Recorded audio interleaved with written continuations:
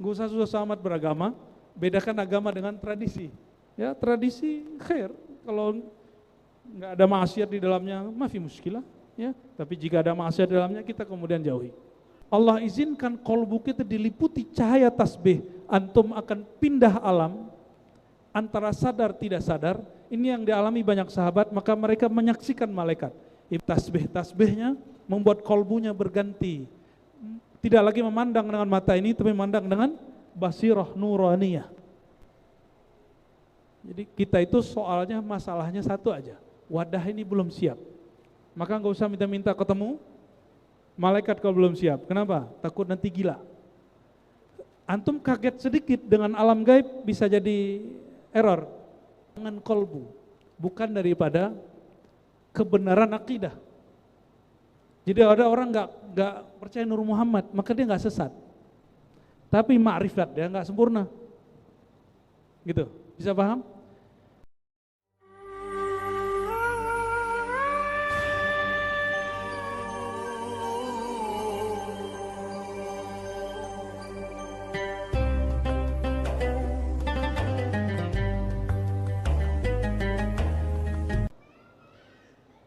Alhamdulillahilladzi bini'matihi tatimmus shalihat. Asyhadu an la ilaha illallah, asyhadu anna Muhammadan abduhu wa rasuluh.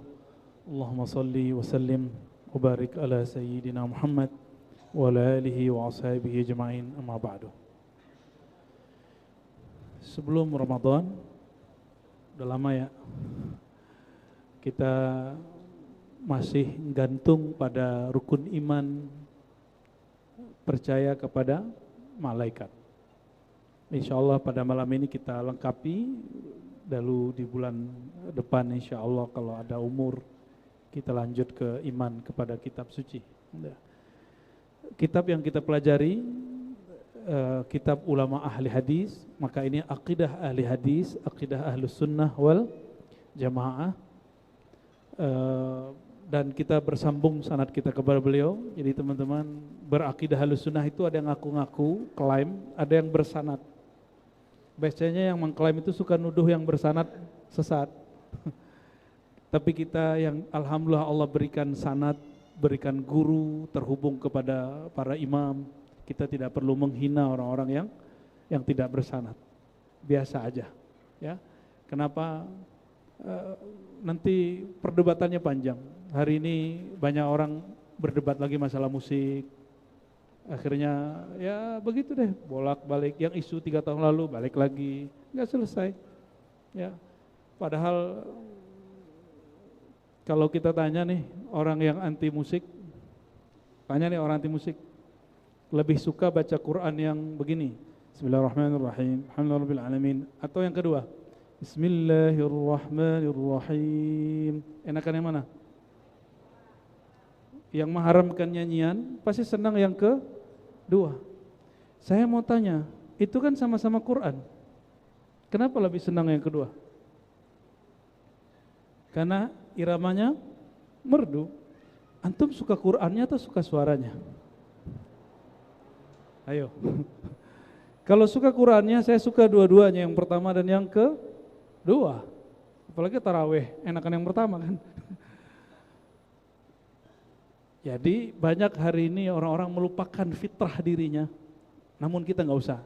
Saya sudah bahas itu 7 tahun. Orang yang merasa menang, hatinya keras. Yang merasa kalah, hatinya pun ikut keras. Maka Nabi SAW mengharamkan jidal, debat, kecuali bil haq. Wajadilhum billati hiya ahsan. Bahkan bukan hak, ahsan. Ahsan itu akhlak, akhlak yang terpuji. Semoga Allah bimbing kolbu ini pelan-pelan, kolbu kita semua. Kadang kebenaran itu bukan karena banyak tahu dalil, tapi karena mengikuti isi hati nurani.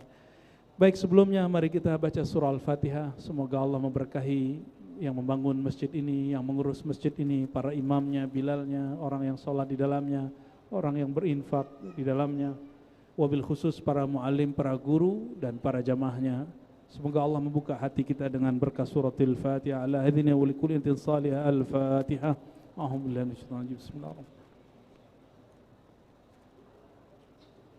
Siratal ladzina an'amta 'alaihim ghairil maghdubi 'alaihim waladdallin.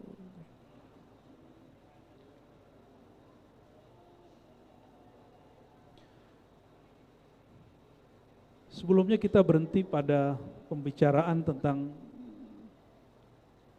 manakah yang lebih mulia, malaikat atau manusia, ya. Dan kita sampai pada teks bahwa dalam akidah Ahlussunnah ada manusia terpilih yang lebih mulia dari malaikat, dan ada juga malaikat yang lebih mulia dari sebagian manusia. Manusia yang lebih mulia dari seluruh malaikat itu Nabiuna Muhammad SAW dan semua para nabi. Lebih mulia Jibril atau Nabi Muhammad SAW? Mana yang lebih mulia?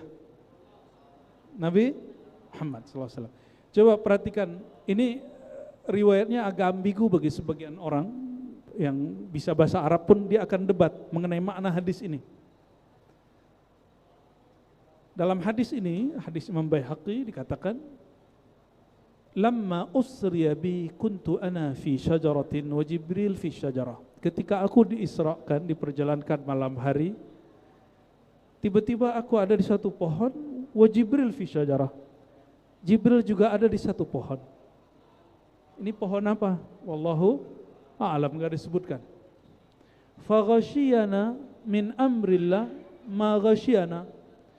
Lalu kami diliputi oleh suatu perintah dari Allah yang hanya Allah yang tahu bagaimana Allah meliputi kami dengan itu. Fa kharra Jibril alaihissalam maghsyiyan alaihi. Lalu Sayyidina Jibril kharra, pingsan. Itu perintah turun, Sayyidina Jibril enggak kuat, kharra maghsyiyan, langsung jatuh pingsan. Fathabbattu ala amri, sedangkan aku tetap pada posisiku. Fa'araftu fadla iman Jibril ala imani. Kalau bagi orang letterlek, aku sadar iman Jibril sejauh mana tingginya dibandingkan imanku. Ini secara harfiah. Tapi secara maknawi, aku baru faham iman Jibril segitu doang, gitu maksudnya. Ya. Dapat perintah langsung pingsan. Sayyidina Musa, ketika Allah katakan, "Hai Musa, jika engkau ingin melihatku, pandanglah ke bukit itu. Jika bukit itu tetap ada di sana, satarani, engkau akan saufa tarani, engkau akan melihat aku." Lalu Allah memancarkan nur cahayanya kepada itu gunung. Gunung itu kuat atau lemah? Lemah apa gunung? Gunung itu batu apa tanah? Batu. Kuat atau lemah? Kuat. Tapi itu gunung hancur. Nabi Musa hanya pingsan, mana yang lebih kuat? Gunungnya hancur, Nabi Musanya cuma pingsan. Mana yang lebih kuat? Nabi Musa. Nabi Muhammad SAW tidak hanya melihat nurnya, tapi lebih dari itu. Nabi Muhammad tidak pingsan sama sekali, malah sujud. Fakharra sajida, Nabi Muhammad tersungkur sujud. Kalau Jibril tersungkur pingsan. Mana yang kuat? Nabi Muhammad dengan Nabi Musa, mana yang kuat? Oke, itu cara memahami hadis ini. Hadis ini riwayat Imam Baihaqi dan hadisnya hasan, ya.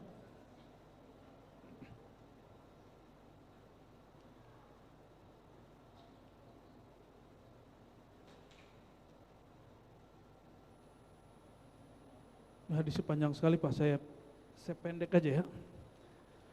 Jadi dalam dialog yang panjang antara Sayyidina Jibril dan Nabi Muhammad SAW, itu Sayyidina Jibril bawa malaikat lalu ngenalin ke baginda Nabi Muhammad SAW. Apa kata Nabi Muhammad SAW? Kamu tugasnya apa, Bril? Ya, gitu. Terus Mikael, kamu tugasnya apa? Ditanya satu-satu. Lalu mereka jawab. Ada versi pendeknya ya. Qultu ala ayyi syai' Mikail, ala ayyi syai' anta? Hai Jibril, tugasmu ngurusin apa? Jawaban Sayyidina Jibril, alar riyahi wal junud.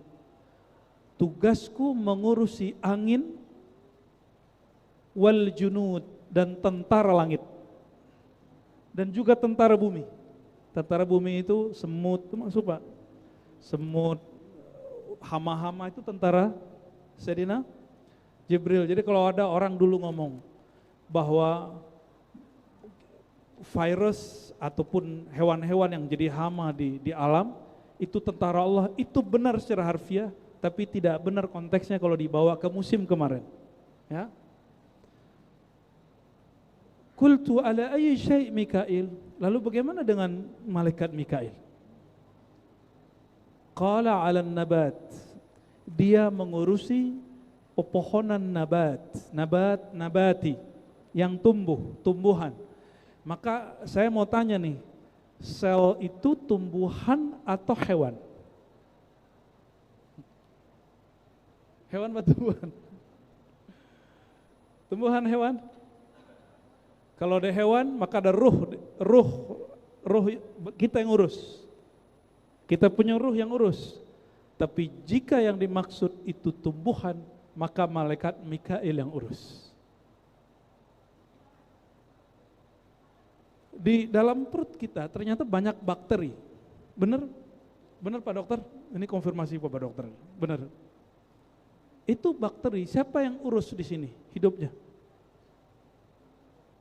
Itu malaikat Mikail. Jadi malaikat Mikail itu bisa ngurusin perut kita, Pak. Bisa ngurusin semua yang di dalam tubuh jika ada yang kaitannya dengan tumbuhan kah atau hewan. Kalau hewan nanti lain lagi. Maka kami ada dialog dulu dengan guru kami Abuya Hasan Basri. Buah itu atau pepohonan itu apakah dia yang nyedot air atau air didatangkan kepadanya? Mana yang benar? Mana yang pas Pak? Itu pohon kelapa, dia yang nyedot air atau air itu dihantarkan kepadanya lalu pembuluh kapilernya otomatis menyerap. Coba lihat ada tisu, kita taruh di sini. Dia pindah airnya sini nggak? Naik. Dia merambat, airnya merambat. Apakah, pertanyaan nih, apakah tisu ini yang menyedot air? Enggak. Paham? Maka guru saya mengatakan dulu, waktu kami ngaji Ihya, waktu akidah Imam Ghazali, coba perhatikan itu air kelapa. Apa dia yang nyedot? Kalau dia yang nyedot, nanti galonmu habis semua kata. Nah itu uratnya kalau mentok di tembok, dia masuk ke dalam rumah kan. Berarti bukan si pohon itu yang mencari air, tapi ada malaikat al-muwakkalin yang Allah utus kepada si pohon, yang dialah yang akan mengantarkan air ke sana. Wallahu a'lam bishawab. Tapi begitulah kira-kira. Ini berdasarkan hadis ini. Alan nabat. Tubuh kita ada sisi nabatinya. Coba lihat rambut. Rambut tumbuh? Tumbuh gak rambut? Benar. Badan kita tumbuh, tapi dia ada batas. Maka ada sisi nabat dalam tubuh ini yang dia langsung berkaitan dengan malaikat Mikail. Langsung berkait. Ala ayyi syai'i malakul maut. Bagaimana dengan malaikat maut? Nah ini menjadi pertanyaan di waktu kami dulu ngaji Daurah Ahlussunnah wal Jamaah dengan para masyaikh. Benarkah malaikat maut itu bernama Izrail? Itu pertanyaan yang luar biasa. Kalau mungkin bagi kita yang sudah hafal 10 malaikat biasa aja. Itu mah kajian anak TK. Tapi bagi ahli hadis itu penting. Kenapa? Kita belum menemukan hadis yang sahih. Kalau yang tidak sahih ada. Nama malaikat maut itu Izrail. Kecuali ada satu riwayat, saya ingat saya riwayat Ibnu Hibban yang menyebutkan namanya Izrail. Tapi saya lupa itu hadis Nabi atau kalam Ibnu Abbas atau sahabat. Wallahu a'lam bishawab. Yang pasti di Quran tidak ada nama Israel, tapi di Quran ada Jibril, ada Mikala atau Mikail. Jibril, Mikal atau Mikail. Il itu nama Ibrani atau Suryani dari Allah. Il. Maka ketika Sayyidina Isa yang dihikayatkan sedang disalib, walaupun kita nggak meyakini beliau disalib, apa kata beliau? El, il. Itu artinya Tuhan, Tuhan. Ya, itulah anehnya Tuhannya bisa disalib.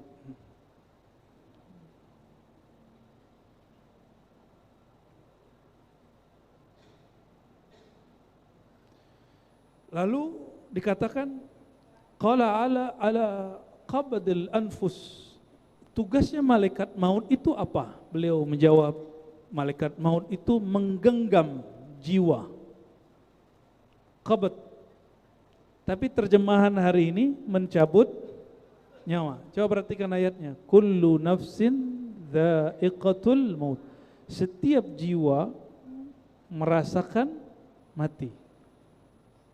Dia mati kok bisa merasakan? Katanya mati. Coba perhatiin lagi. Kullu nafsin, kullu setiap nafs jiwa, dha'iqatul merasa, al-maut kematian. Kalau dia mati, masa dia merasa? Maka jiwa itu ada yang dimatikan, itu jiwa nabat, jiwa turab, jiwa tanah, jiwa yang berkait dengan tanah, dengan alam ini. Maka itu dimatikan. Tapi pada jiwa yang lebih dalam lagi, an-nafs, ar-ruhi, ar-rabbani, yang Allah tiupkan ke dalam diri kita, itu enggak mati. Itu enggak sanggup malaikat maut untuk cabutnya, enggak urusan dia. Maka itu tanah. Jadi mohon maaf kalau ada nih zuriat Nabi SAW, ya, saya tidak mengingkari nasab zuriat Nabi SAW, tapi jangan bangga-bangga amat lah. Kenapa? Itu tubuh nanti pulang ke tanah. Tubuh ente nanti pulang ke tanah.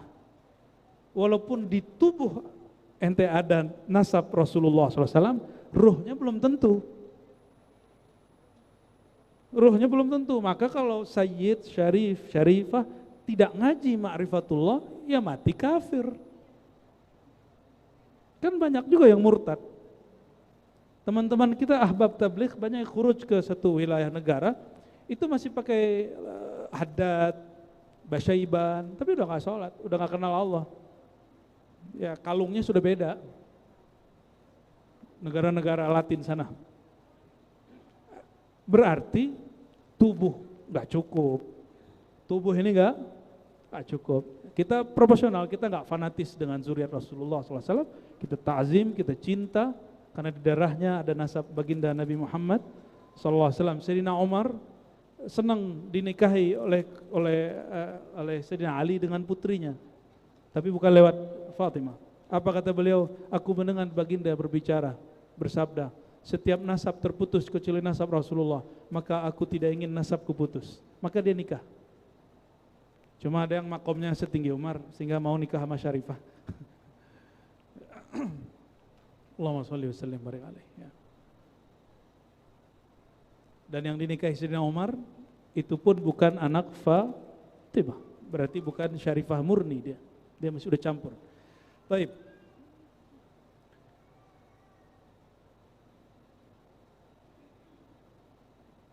Menggenggam jiwa. Maka di riwayat kedua disebut qabdil arwah. Maka jiwa, nafs, salah satu sinonimnya adalah arwah. Jadi ruh itu jika dia sinonim dari nafs, maka dia dicipta. Jika dia bukan sinonim dari nafs, dia dihembus. Begitu ungkapan Quran. Ya, nafakhtu fihi min ruhi. Namun orang suka menambah-nambahkan karena ada pengaruh filsafat dalam akidah Ahlussunnah. Ini yang kemudian kita coba pinggir-pinggirkan sedikit. Kalau ngikut Quran, Allah cuma mengatakan, aku ciptakan manusia dari tanah, lalu aku hembuskan setelah si tanah itu sempurna, taswiyah, ruhku. Maka ada dua sisi dalam diri kita, satu khalqiyah ciptaan, yang kedua nafkhiyah hembusan. Jiwa nafkhiyah itu Allah abadikan. Jiwa khalqiyah Allah fanakan, hancurkan. Ini mengikuti surat Shad ayat 72-73. Ya, silakan nanti dilihat di rumah bahwa diri ini ada dua. Jiwa khalqiyah itu binasa, ada jiwa apa lagi? Nafkhiyah. Malaikat juga sama. Malaikat itu ada jiwa khalqiyah nuraniyah, jiwa yang tercipta dari nur, ada jiwa yang Allah hembuskan di situ. Maka malaikat disebutkan di awal kitab bab ini juga ada yang mati. Namun Allah kekalkan dia sampai suatu masa. Kapan masa itu? Wallahu a'lam bissawab. Nanti yang terakhir meninggal itu malaikat yang keempat kita sebut, amma Israfil fahuwa yanzilu bir amri alaihim. Ya, malaikat yang terakhir dicabut itu malaikat Israfil. Ada satu riwayat malaikat maut. Namun yang paling pas ini Israfil. Kenapa? Sayyidina Israfil ini megang trompet. Sur, bahasa Arabnya sur. Wa nufiqa fis sur. Dzalika yaumul wa'id. Nah, itu sur bentuknya kebayang trompet? Bukan begini, tapi begitu, ya.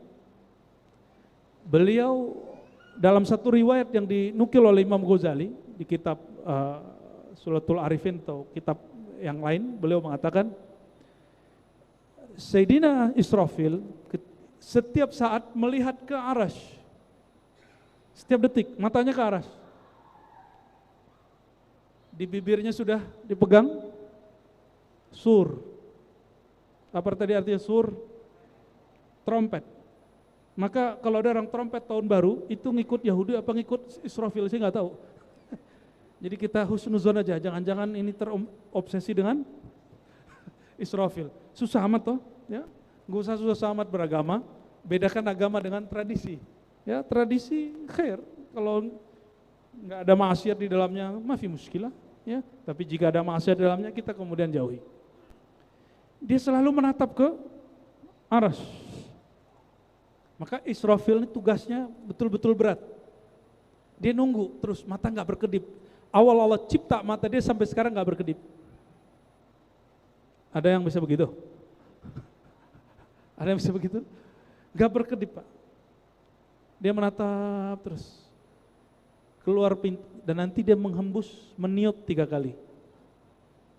Nah, itu disebutkan ada satu kitab lagi, saya ketinggalan di mobil.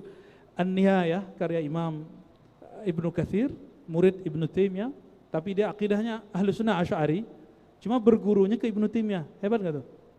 Ibnu Taimiyah imamnya Salafi. Ini muridnya akidahnya Asy'ari Aswaja kayak orang NU lah.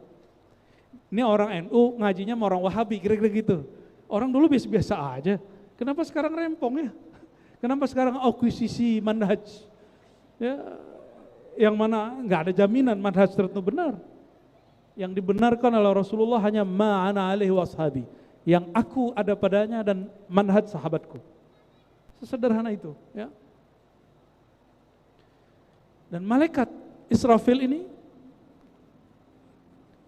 dia akan membaca ketika ada perintah pertama, jadi 3 kali hembusan, 3 kali tiupan, haqqan. Lalu ada 2 lagi, itu rahasia. Di kitab itu disebutkan.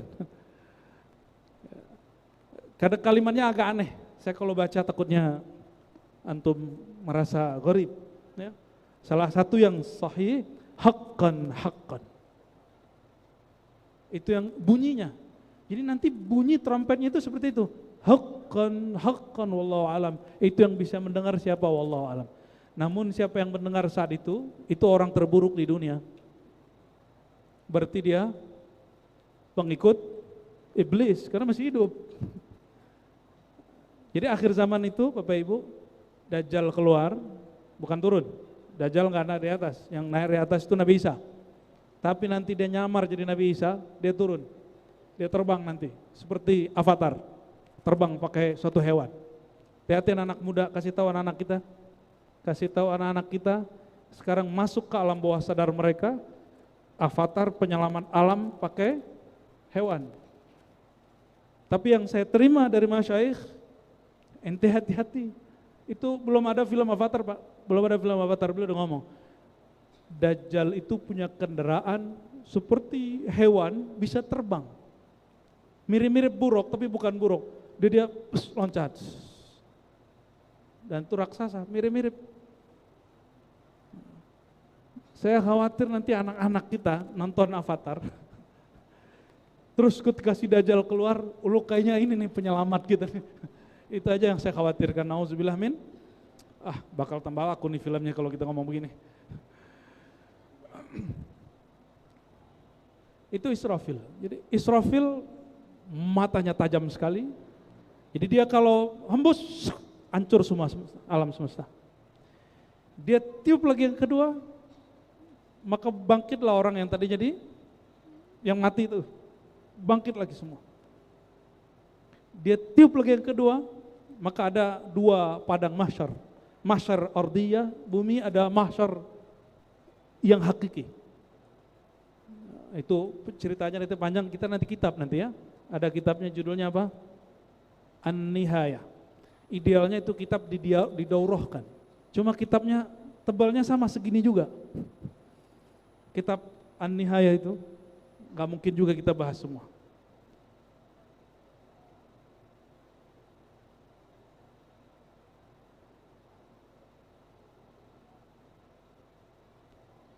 Dan disebutkan di sini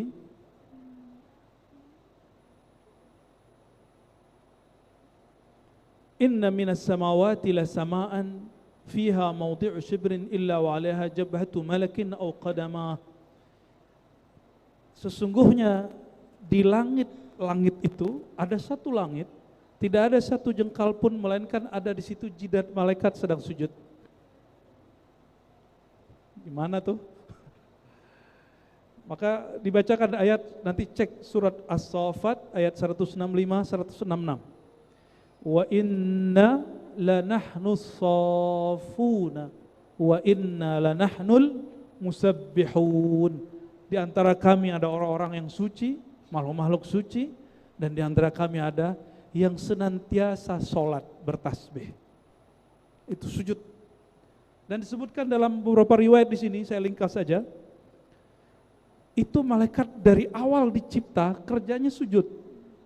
Dan baru kemudian kepalanya diangkat kalau tiupan trompet pertama ditiupkan, dia baru kali angkat. Apa kata dia? Ya Allah, ibadahku belum sempurna. Berapa ribu tahun itu dia ibadah. Ini teman-teman, kajian arkeologis tentang nenek moyang kita itu menyebutkan bahwa tubuh manusia ini sudah ada bahkan 20.000, 30.000 tahun sebelum sekarang ini. Itu nggak tahu Adam yang mana, wallahu alam. Ketika malaikat diumumkan kepada mereka, hai malaikat, aku hendak menciptakan di muka bumi khalifah pengurus di bumi. Apa kata malaikat? Malaikat turun ke bumi, terus lihat, naik lagi. Ya Rabb, ataj'alu fiha man yufsidu fiha wa yasfikud dima. Jadi mereka turun dulu, kosek dulu. Ya Allah, apakah engkau menciptakan di muka bumi kelompok perusak dan pembunuh? Ini antum berusak nih kan? Itu rumah-rumah tadinya bukit itu. Rumah antum sekarang itu tadinya bukit tuh. Bukit mana yang udah hancur tuh? Bagi kita disebut pembangunan, bagi malaikat disebut pengerusakan. Kita kalau hari raya atau makan harian, makan kambing, nyembelih gak? Apa kata malaikat? Tasfikud dima, kamu makan aja nyembelih, numpain darah. Kata sih, karena malaikat gak makan.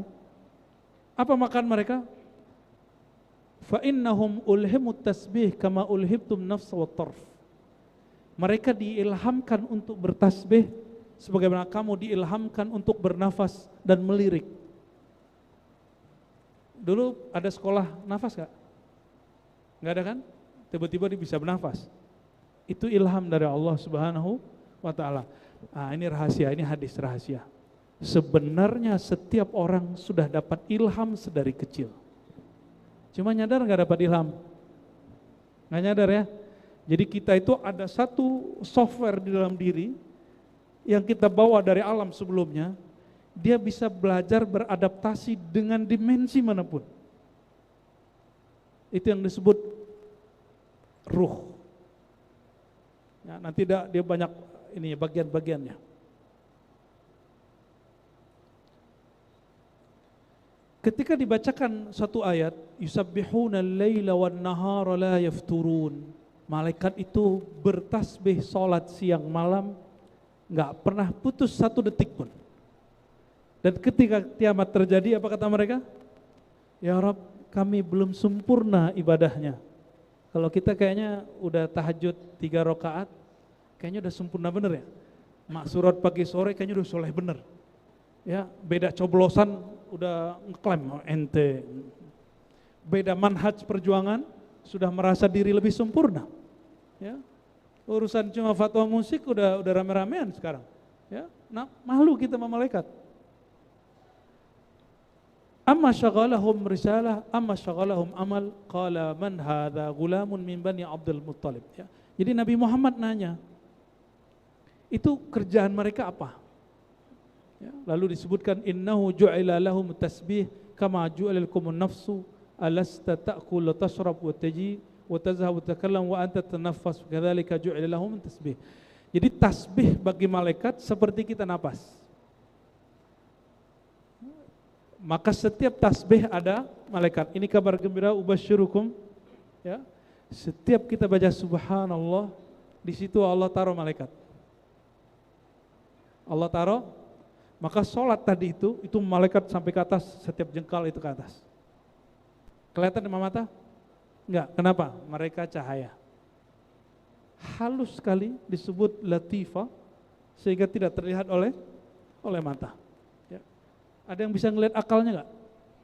Ada yang bisa lihat kolbunya? Tuh, apalagi yang di luar diri kita nggak sanggup lihat. Kecuali Allah izinkan kolbu kita diliputi cahaya tasbih, antum akan pindah alam antara sadar tidak sadar. Ini yang dialami banyak sahabat, maka mereka menyaksikan malaikat. Ibnu Umar menyaksikan malaikat, Ibnu Abbas menyaksikan malaikat, Sayyidina Abu Hurairah menyaksikan malaikat. Kenapa? Tasbihnya membuat kolbunya berganti. Tidak lagi memandang dengan mata ini, tapi memandang dengan basirah nuraniyah. Jadi kita itu soalnya masalahnya satu aja, wadah ini belum siap. Maka enggak usah minta-minta ketemu malaikat kalau belum siap. Kenapa? Takut nanti gila. Antum kaget sedikit dengan alam gaib bisa jadi error. Maka ada orang error katanya belajar torikot, itu enggak benar. Itu bukan torikot, itu kebatinan. Kalau thariqah dia sudah ada kurikulumnya. Ada kelas 1, kelas 2 sampai kelas 7. Karena setiap itu ada 7. Kalau orang kebatinan enggak, orang baru langsung dilempar ke 5 dan tidak didampingi. Ketika ada makhluk Allah terlihat oleh basirahnya, dia kaget. Kalau sudah kaget siap-siap jadi penakut, bunyi cicak aja takut. Dan berapa banyak saya punya kenalan ngakunya orang thariqah, ngakunya sufi, bunyi cicak langsung ketakutan. Jin datang. Cicak bunyi, jin yang datang.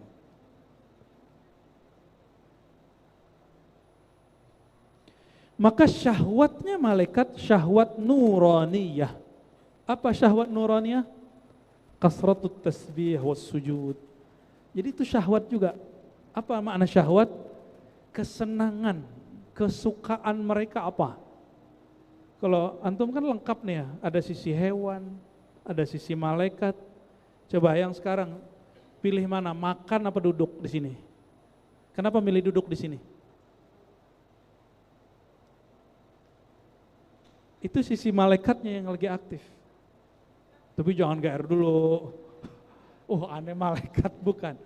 Jadi karena ada satu sisi nuroniyah di dalam diri, maka kita ini betah nyimak ceramah 2 jam. Sahabat Nabi SAW di Kitabul Ilm, bab ilm di Sahih Bukhari disebutkan mereka itu duduk bersama Rasulullah 2 hari 2 malam berhentinya cuma jam sholat, mereka lupa makan, lupa minum, hanya membicarakan ma'rifatullah, ma'rifatul Rasul, dan ma'rifat akhir zaman. 2 hari 2 malam gak pulang-pulang. Itu kalau lagi dibuka nuronnya di kolbunya. Ya. Saya pernah praktekkan buat daurah dari pagi sampai sore, itu jamaah kuat-kuat aja. Kita mikir, ya Rob, ini nuronnya yang manusia emang kuat. Sangat-sangat kuat. Maka malaikat setiap kali ada majelis, apa kata malaikat? Halum ila hajatikum. Hei malaikat yang di pojok sana kamu kumpul. Jadi malaikat-malaikat pohon itu ikut nyimak. Malaikat-malaikat yang ngurusin awan segala macam ikut nyimak. Itu sebabnya kalau antum punya majelis, jangan bangun bangunan dulu. Bangun zikir dan ilmunya dulu. Kalau zikirnya udah maju, ilmunya sudah istiqomah, berarti malaikatnya udah istiqomah di situ, baru bangunan fisiknya. Kita banyak melihat orang bangun fisik pesantren, ini mentang-mentang kaya nih, bangun pesantren. Dia kira kiai itu cukup dikasih sorban, dikasih, ini hari ini kan lagi rapi, bener nih. Biasanya kan pakai baju kemeja gitu ya. Ini lagi rapi, lagi senang ngaji sama zuriat Nabi SAW yang ada di luar sana. Jadi kalau ngaji, saya ingatnya beliau-beliau itu. Yang belum nih serban. Kurang mancung Pak, jadi nggak malu. Mereka, Masya Allah ya, malaikat-malaikat itu hobinya ngaji.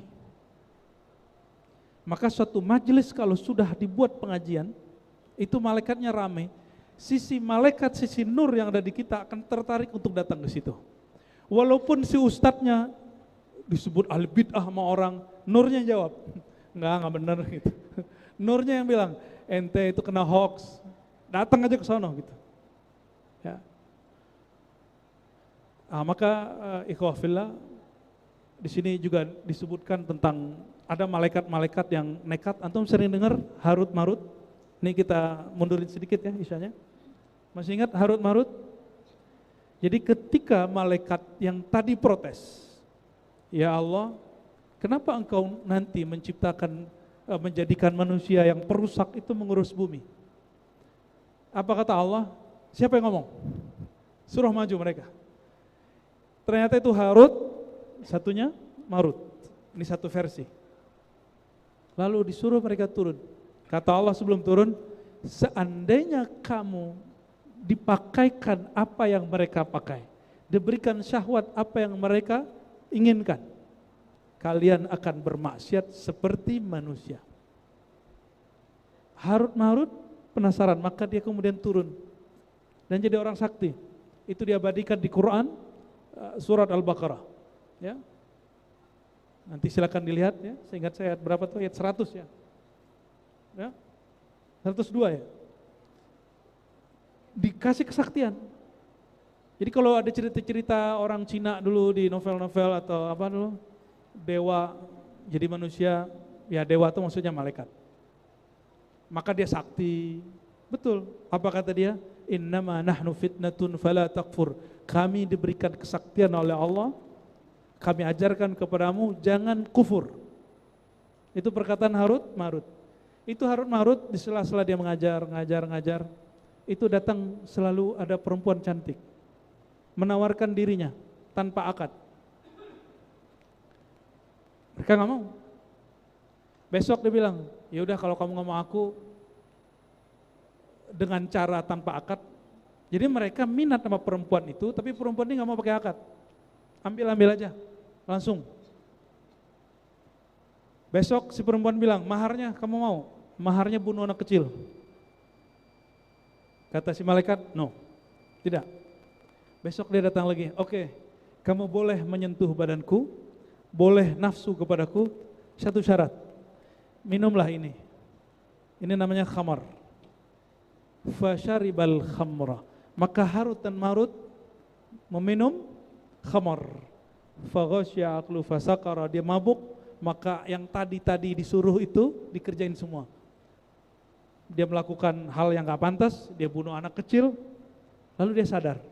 Ketika sadar, apa kata Allah? Tuh, apa gue bilang? Tuh kan kalian gak tahan baru beberapa hari dikasih nafsu, dikasih khamar, langsung lewat. Maka mereka kemudian disebutkan di sini fakhtaru adzabad dunya, disuruh milih azab dunia atau akhirat, karena mereka sudah pernah lihat neraka, mereka memilih azab dunia, yang sekarang mereka masih disiksa. Nah, yang tahu tempatnya hanya orang-orang tertentu, ya. Ada orang yang tahu tempatnya, Pak, tapi bukan saya. Ya, kita nggak dikasih izin. Nah, di bagian akhir kemudian beliau menulis satu riwayat.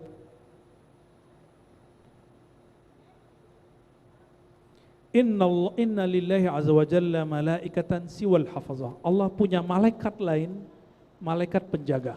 Nah, ini hadis penutup. Yaktubuna ma saqata min waraqis syajar. Diriwayatkan dari Sayyidina Ibnu Abbas, ya. Mereka menulis apa yang jatuh dari pohon. Biasanya yang dari pohon jatuh apa? Daun, ranting, ya. Min waraqis syajar berarti dedaunan. Fa idza asaba ahadukum arjatun bi ardi falatin falyunadi ainu ibadallahi yarhamkumullah. Apabila kamu tersesat di suatu tempat, GPS gak jalan karena sinyalnya habis, maka panggillah falyunadi, maka menyerulah, memanggillah, disebut nida. Ainu ibadallah yarhamkumullah. Wahai hamba-hamba Allah, baik malaikat ataupun jin yang soleh, ainu, bantulah aku.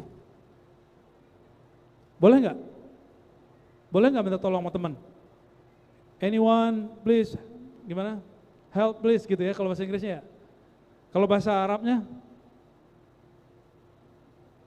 ainu ibadallah yarhamkumullah. Ini ada beberapa hukum akidah di sini yang perlu saya sampaikan, dan ini yang menjadi inti kajian malam ini.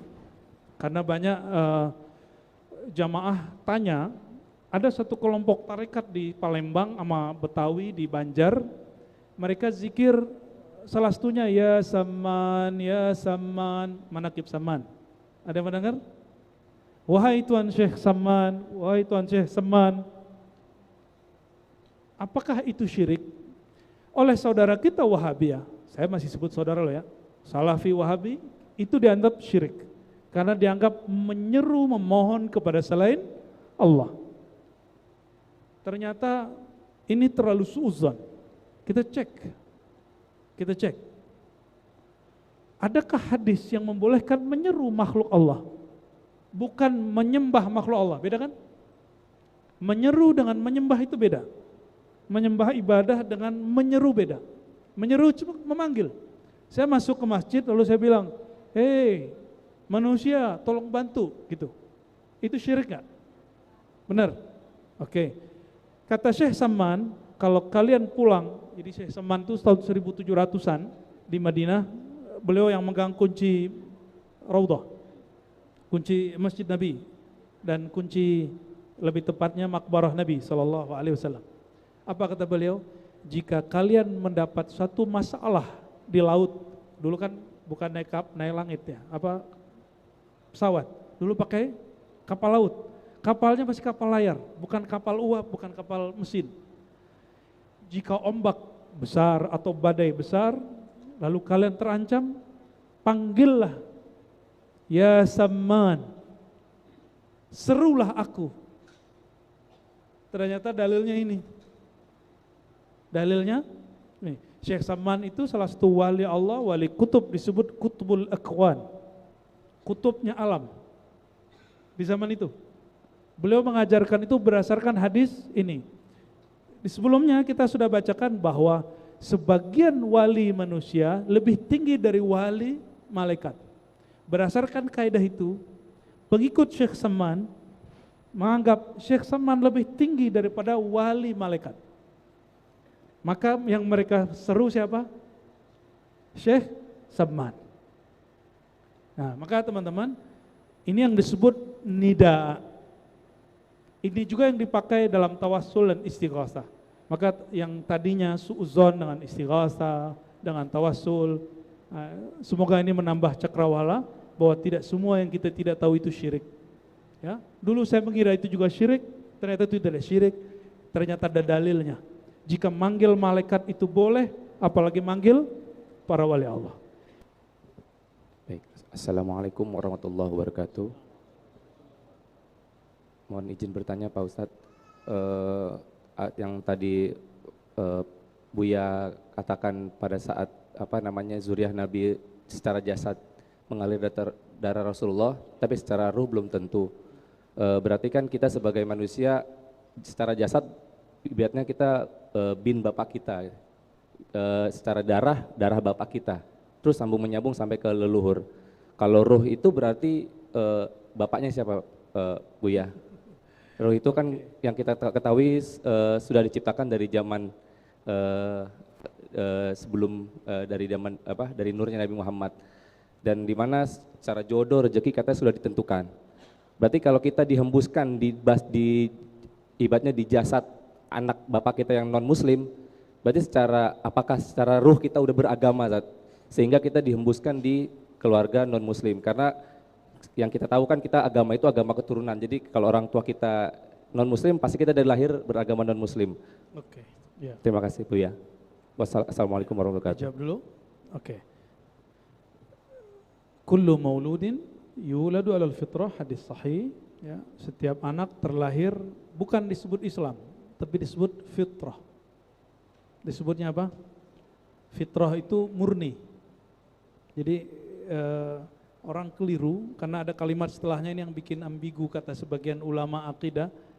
Fa abawahu yuhawwidanihi aw yunassirani. Lalu bapaknya lah yang bikin dia Yahudi, Nasrani atau Islam. Bukan, lalu mereka berpikir fitrah itu Islam, bukan. Fitrah itu murni. Murni aja. Kal waraqa abyad, ya, seperti kertas putih. Maka bapaknya lah yang ngisi. Diislamkan, Islam keturunan, atau Kristen keturunan, atau Yahudi keturunan. Ini keturunan Islamnya bagaimana? Tapi saya yakin yang duduk ini sedang mencari Islamnya. Sedang mencari Islamnya. Karena selama ini Islamnya Islam bawaan, Islam tradisi.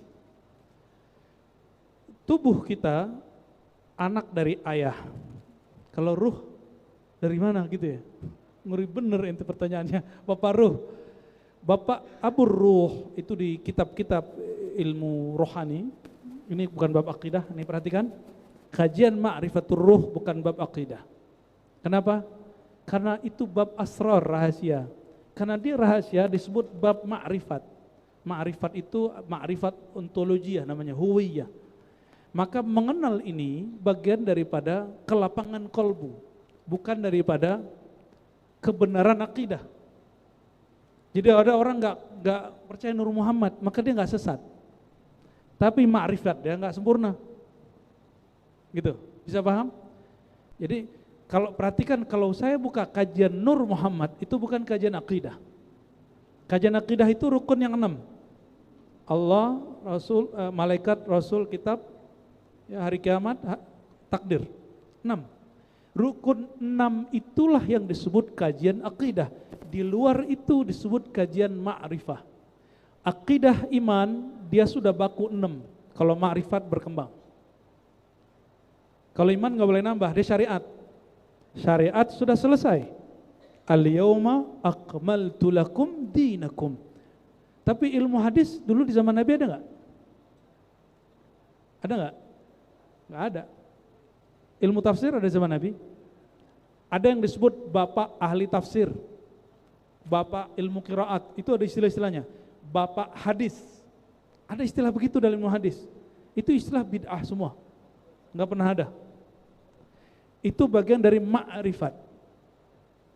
Tapi ma'rifat ulum az-zawahir, ilmu yang zahir. Nur Muhammad, Ruh Ahmad, Ruhullah, Nurullah, itu bagian dari ilmu apa? Ilmu ma'rifat rohani.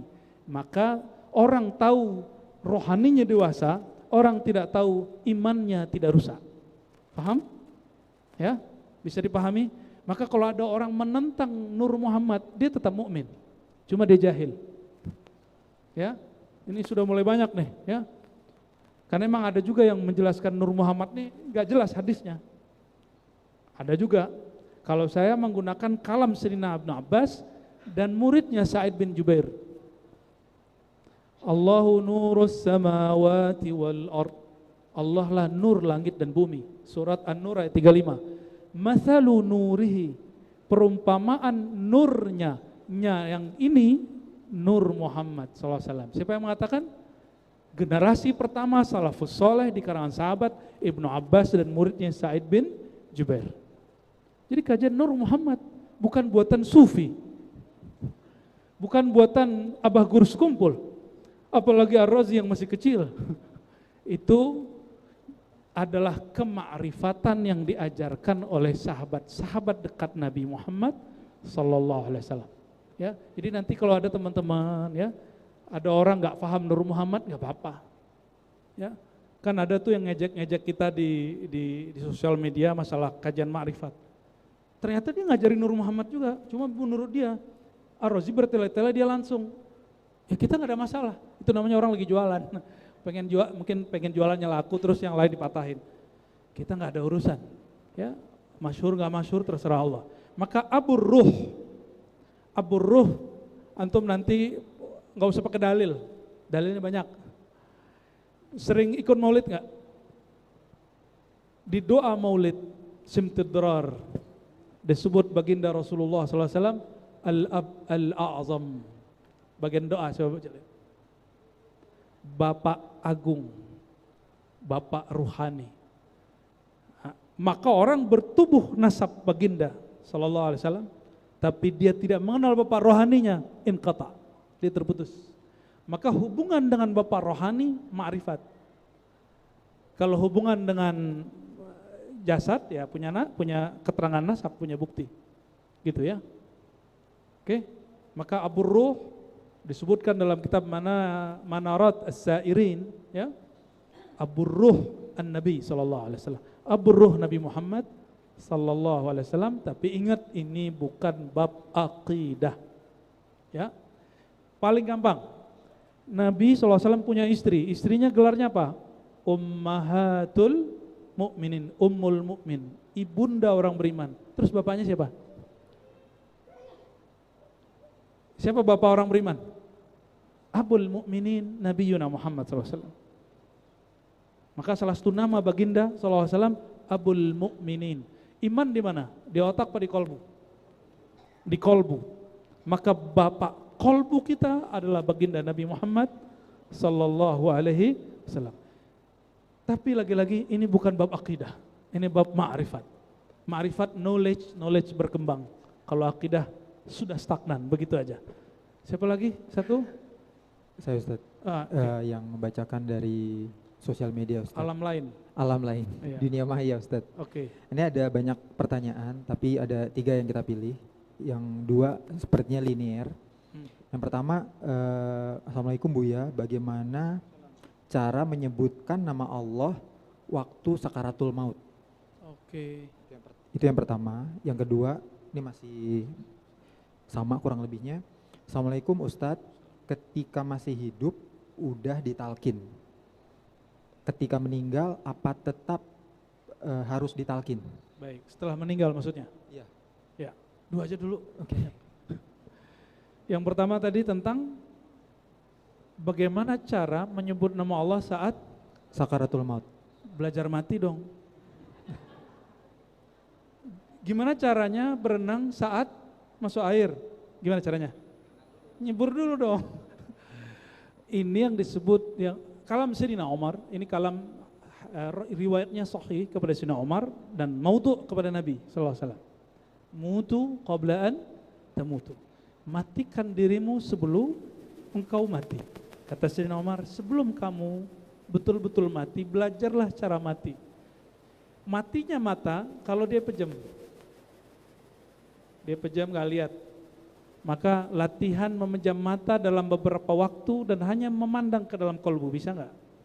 Nggak bisa kalau nggak dilatih. Renang sendiri bisa nggak? Atau pakai pelatih? Minimal lihat orang, ada orang yang renang kita coba kayak batu kan bisa tuh. Saya dulu bisa renang karena melihat orang, tapi nggak jelas renangnya sampai ada instruktur yang mengajarkan kita cara renang. Baru bisa gaya kodok gitu ya, gaya ulet tuh nggak bisa tuh. Maksudnya sederhana, renang yang cuma di air itu butuh seorang guru. Masa mau mengarungi lautan alam barzakh, alam sakaratul maut. Sakarat boleh diartikan mabuk perjalanan pindah alam dari alam dunia ke alam kematian, alam barzakh. Itu luar biasa. Kita ngelihatnya cuma 2 menit, 3 jam, dia ngerasainnya 3 tahun. Dan wallahi syukur nikmat.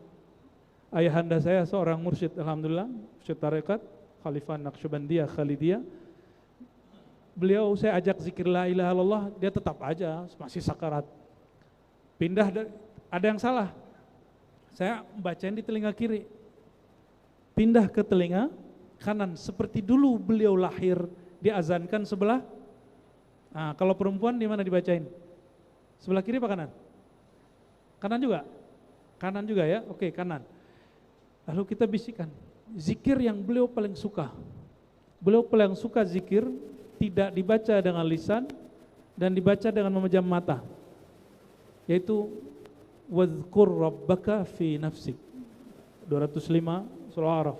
Sebut nama Rabbmu di dalam dirimu, enggak pakai lisan lagi. Dunal jahri minal qaul, enggak pakai lisan lagi. Surah Al-Araf.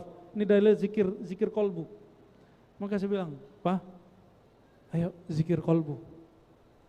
Saya baca wazkur rabbaka Allah, langsung beliau pejam mata, kepalanya ditundukin seperti orang lagi mau zikir khafi. Meninggal Pak, matanya ditutup, maka saya nggak perlu lagi giniin matanya, nggak perlu lagi. Orang meninggal biasanya matanya belalak nggak? Dan itu saya bersyukur ayahanda meninggalnya dalam zikir wazkur rabbaka. Alhamdulillah rabbil alamin. Latihan Pak zikir begitu. Karena beliau setiap hari, setiap habis sholat duduk sebentar. Pejam mata, lidah dikunci, kolbunya nyebut nama Allah. Wallahi ana usyahiduhu, ya. Saya menyaksikan dengan mata kepala. Itu Allah lepas karena dia sering belajar mati sebelum mati, maka Allah mudahkan cara matinya. Maka pasti di kampung kita, di kota kita, tempat kita bekerja nggak jauh tempat tinggal, ada orang yang mengajarkan zikir, belajar sana. Ya, ada mursyid, ada wakil talqin, belajar. Gak usah ribut siapa pengganti mursyid, ya, zikir aja. Ya, itu bab syaitan ya. Syaitan tuh yang suka bikin kita gaduh. Ya. Yang kedua tadi talqin ya. Kalau di dunia waktu hidup sudah ditalqin, mati perlu ditalqin nggak? Ya. Mau tahu? Udah meninggal masih perlu ditalqin nggak? Ini aqul lakum ya ikhwah, semua hadis tentang tata cara talqin setelah mati, hadis yang sahih itu cuma 1. Selebihnya dhaif. Laqinu mautakum la ilaha illallah. Cuma itu yang sahih. Talqinkanlah mauta jamak dari mayyit. Talqinkanlah orang yang sudah mati. La ilaha illallah. Ini hadisnya sahih, Abu Daud. Hadis Abu Daud, dan kata Imam Ibn Salah, kebanyakan hadis Abu Daud itu menjadi madarul ahkam syar'iyyah, menjadi sumber hukum syariat. Selama ini yang diartikan talqin kepada orang sekarat. Ya, betul. Coba perhatiin hadisnya. Mauta, kata Imam Ibn Rif'ah, bermakna 3. Orang yang mati, orang yang hidup akan mati. Ini hidup, bakal mati gak? Maka antum mauta, makna pertama. Yang kedua, man hadrahul maut, siapa yang sakaratul maut. Itu juga di talqin. Yang ketiga, man mat, yang sudah meninggal. Maka Imam Ibn Rif'ah paling mengerti hadis ini, mengurai orang yang lagi hari ini membidah-bidahkan masalah talqin. Udahlah, ini udah ada imamnya, tinggal ente mau terima atau tidak. Kalau nggak mau terima, mafi muskilah, kita nggak ada masalah. Ya, Bagi saya ini hadis paling sahih mengenai talqin untuk orang hidup, orang sakarat dan orang yang sudah meninggal. Ya, jadi dalil talqin setelah meninggal dalilnya sahih satu aja, yang lain dhaif. Khair, sudah ada lagi? Ustadz mewakili Apa tuh? Ahwat. Oke. Jasad akan hancur dan ruh akan kekal. Istilah kekal ada dua, yaitu bako dan kholid. Lalu ruh itu sifatnya bako atau kholid? Bako atau kholid sama aja. Itu cuma istilah dalam bahasa, namun dalam pengistilahan khalid khalidina fiha abada itu kepada orang yang kekal di dalam surga ataupun neraka. Ya. Adapun bako itu artinya ketika semuanya sirna dia tidak sirna. Ketika semuanya binasa dia tidak binasa. Itu disebut bako. Dan ulama kita sepakat mengatakan baqaur ruh wa fana'ul abdan. Ruh bako dengan bakonya Allah, sedangkan badan tidak. Oleh karena itu teman-teman yang makan Allah, ilmu akidah dan ilmu ma'rifat yang kita pelajari di dunia waktu hidup itu masuknya ke ruh. Masuknya ke ruh, bukan ke otak. Otak dan nyimpannya cuma sebentar doang, makanya kita pelupa. Oleh karenanya zikir ilmu yang gak tembus ke dalam ruh waktu sekarat hilang. Orang baca Quran, hafiz Quran, hafalannya tidak tembus sampai ke dalam kolbu, matinya su'ul khotimah. Itu yang disebut khawarij. Disebutkan dalam hadis sahih bahwa khawarij itu mereka merendahkan salatmu dengan salat mereka, bacaanmu dengan bacaan mereka. Tapi Quran yang mereka baca tidak tembus sampai ke kerongkongan. Jangankan kolbu, kerongkongannya enggak tembus. Jadi ketika dia mati, Qurannya tidak memberi syafaat. Kenapa? Qurannya nggak tembus ke dalam kolbu. Sedangkan waktu orang meninggal, kolbu masih utuh. Tubuh meninggal, tubuh sakarat, ruhnya masih utuh. Maka mulai malam ini coba diniatkan, mau belajar apa saja, niatkan untuk membahagiakan ruh. Dan ruh itu makanannya cuma satu, al-ilm, ilmu, nggak ada lagi. Kalau tasbih makanan kolbu. Kalau ruh, makanannya apa? Ilmu. Dan ilmu yang paling disukai oleh ruh itu hanya al-ilmu billah. Ilmu mengenal Allah subhanahu wa ta'ala dan sifat-sifat Allah dan singgasana Allah dan keindahan-keindahan kerajaan Allah. Salah satunya malaikat-malaikat Allah dan kekasih-kekasih Allah. Semoga malam ini Allah catat sebagai ma'rifatul ruh, ya. Ma'rifat akidah yang dihantarkan ke dalam ruh sehingga ruhani kita bahagia meskipun ilmu yang kita dapat belum seberapa, ya. Mohon maaf tidak semua pertanyaan dapat diterima, dijawab, dan hanya Allah yang tahu kebenarannya. Wallahu a'lam bishawab. Subhanakallahumma wa bihamdika asyhadu an la ilaha illa anta astaghfiruka wa atubu ilaik. Allahumma ya rahmanir rahim ya karim ya azim ya alim. Shalli ala nabiyyina Muhammad. Ya Allah, limpahkanlah salawatmu, salammu kepada Nabi Muhammad sallallahu alaihi wasallam. Ya Ghaffar, Ya Ghafur, yang maha pengampun, yang maha pengampun, yang maha menutup aib kami. Engkau maha tahu ya Allah aib dan titik hitam yang ada di dalam qalbu kami. Fastur auratina ya Allah, maka tutuplah ya Allah, bersihkanlah aib kami. Lalu engkau sempurnakanlah dengan nur engkau, nurullah, nur Muhammad sallallahu alaihi wasallam. Allahumma ya Allah, ij'al akhir umrina ala husnil khitam. Allahumma akhtimna bi husnil khatimah. Ya Allah biha, ya Allah biha, ya Allah bi husnil khatimah. Rabbana atina fid dunya hasanah wa fil akhirati hasanah wa qina adzabannar. Sallallahu ala sayyidil mursalin walhamdulillahi rabbil alamin. Assalamualaikum warahmatullahi wabarakatuh.